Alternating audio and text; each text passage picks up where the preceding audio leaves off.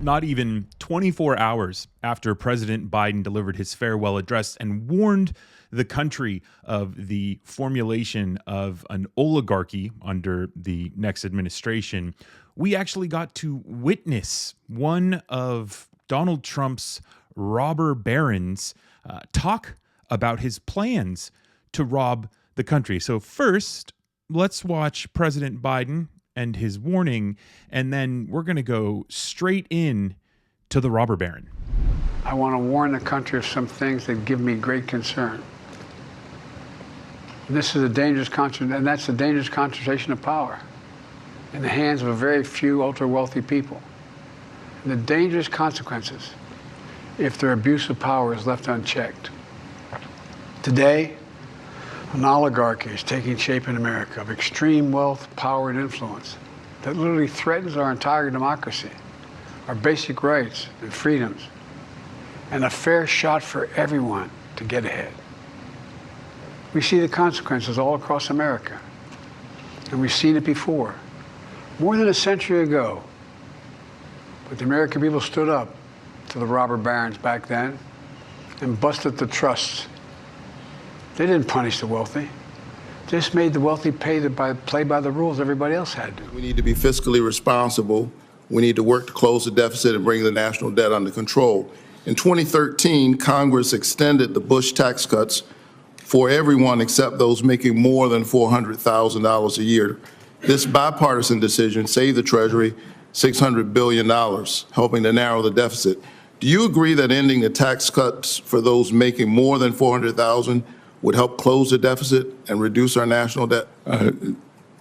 Senator Warnock, I do not. I believe that you would capture an inordinate amount of small business people who largely are in that cohort of 400,000 to a million. So you wouldn't cut it off at 400,000. What about $1 million?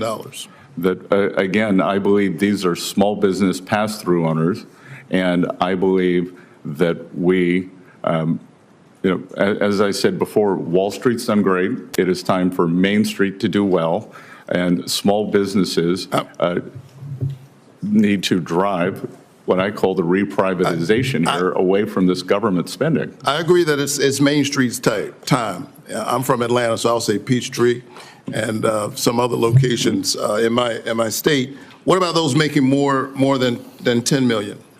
Would we reduce the deficit by extending those tax cuts for folks making about $10 million? So again, I think it's important that we put in incentives for them to invest. So going back to the 100% depreciation for equipment, that I think that. So I don't mean to keep interrupting, but I'm the pastor, and we're known to be loquacious of speech, but I'm running out of time here. What about $1 billion? So again, that I think that these are the job creators. So there's no income level for which you would support raising taxes. Is that fair? There is no income level that I don't think we should continue the TCJA as it was. That was Donald Trump's pick to be the Treasury Secretary, the billionaire Homer Bessent. Bessent there doing his best to tap dance around Warnock's question. Warnock starts with saying, hey, should we raise taxes on people making over $400,000, which is an insane amount of money? No, because there's small businesses. 400,000 to $1 million. Those are the small businesses. We don't want to see them get caught up in paying more taxes. Despite making $1 million a year is a lot of money. That's nearly $3,000 a day. They can afford to pay more taxes. And then he says, okay, well, all right, we'll leave them out. How about people above making $1 million? Well, tap dancing. I guess, at night he goes to dance school when he's done with his robber baron day job. mean, these poor people who are working for these unions, these people working 9 to 5s and then going to work for second jobs, their second jobs who they're making the minimum wage, and they voted for Donald Trump thinking that he's going to do something for them. I mean, they've had the wool completely pulled over their eyes. Bernie Sanders also questioned Bessent today about raising the minimum wage. And I mean, you can kind of guess what his perspective is on that. Right now in America, we have over 22 million workers who are making less than $15 an hour, and nearly 40 million people in our country earning less than $17 an hour. Shamefully, the federal minimum wage, despite the efforts of myself and other people here, have not been raised since 2009 and remains an unbelievable $7.25 an hour. Will you work with those of us who want to raise the federal minimum wage to a living wage to take millions of Americans out of poverty? Senator, I believe that the minimum wage is more of a statewide and regional issue. So you don't think we should change the federal minimum wage of $7.25 an hour? No, sir. Okay.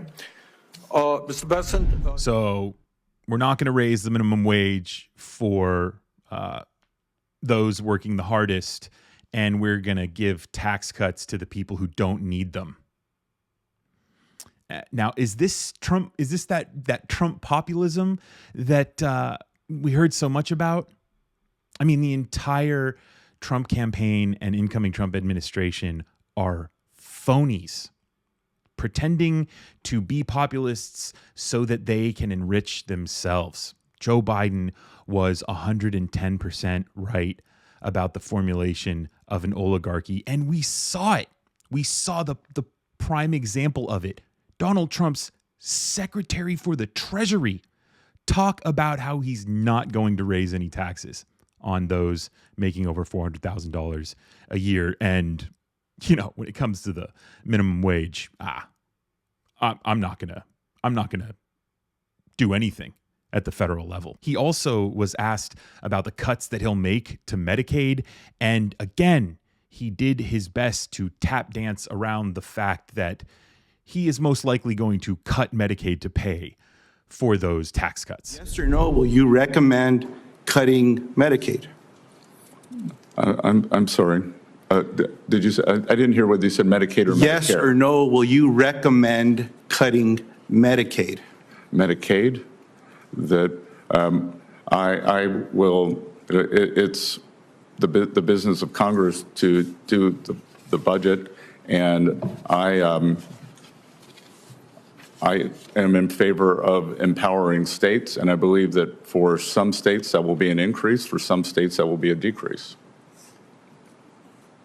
So, Mr. Bessent, will you recommend cutting Medicaid to President Trump? And I'll remind you that you acknowledge that one of your responsibilities as Secretary of the Treasury will be to be providing this advice. I will get back to you on this when I have seen the details of the full budget proposal once President Trump is in office and if confirmed. For years, Republicans have been circling around the idea of cutting Social Security and Medicaid. And we actually have another video of 3 prominent Democratic senators who they got to see the Republican legislative agenda. And sure enough, that's exactly what they're going to do. Let's watch Senators Brian Schatz and Cory Booker discuss the Republican agenda. I think we also have to focus on how they're going to find this money. And they're going to find this money by cutting things that matter to regular I'm folks. climbing in bed last week, and you text me the list that was one of their members saying the quiet part out loud. And I wish I could say the quiet part of what you texted me along with this. This is blanking bonkers. We are going to pay for tax cuts. We can't say here.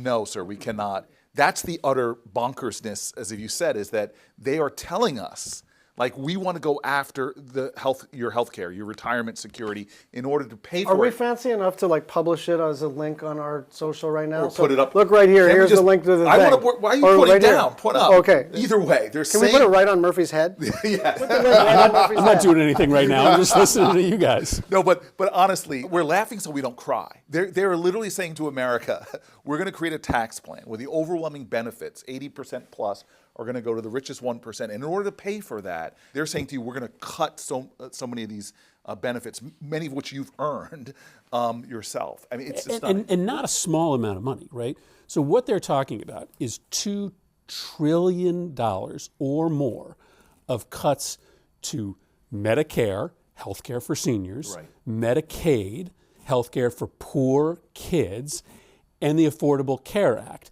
healthcare for 20 million Americans. $2 trillion, like, I get it, like, nobody really knows what that means, right? That's a ton of money. You take $2 trillion out of the ACA, Medicaid, and Medicare, you're literally talking about people being kicked out of nursing homes.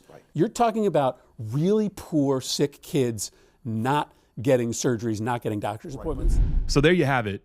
The Trump and his billionaire buddies campaigned on the idea that they're populists, but we all know that they don't give a damn about those who are working the hardest and getting paid next to nothing. All they care about are their billionaire buddies. So be sure to subscribe for more content from Reflect Politics, and also let me know what your reflections are on these videos in the comments below. Thanks for watching. My name is Brendan with Reflect here on YouTube.